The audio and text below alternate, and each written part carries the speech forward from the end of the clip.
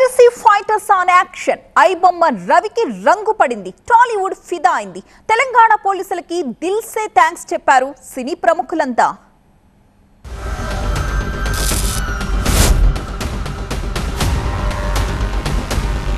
బొమ్మ చోర్ రవికి రంగు పడింది. చిత్ర జగత్తు ఊపిరి పీల్చుకుంది. ఏం ఫీల్ ఉంది మామా అన్నట్టుగా ఐబొమ్మ రవి అరెస్ట్ తో సినీ ఇండస్ట్రీ ఫుల్ ఖుష్.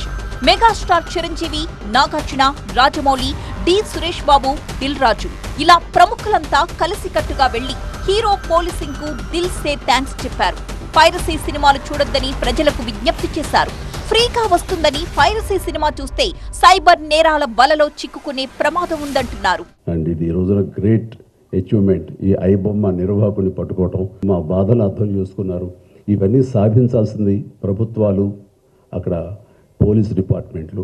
సో వాళ్ళు చేసి చక్కగా చేసి ఎంతో సమర్థవంతంగా సహకరించి ఇది రాబట్టినందుకు మనస్ఫూర్తిగా మరొకసారి ధన్యవాదాలు తెలియజేసుకున్నాను. Let me congratulate the Hyderabad police. సినిమాలు చూపించడం అనేది it is a big trap.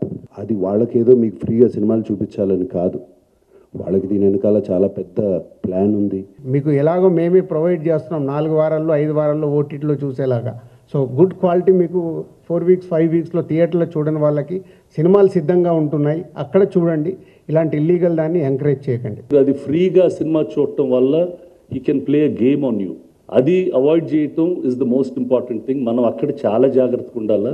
That will be the biggest lesson that all of us have to take back అండి. Let our data not get stolen.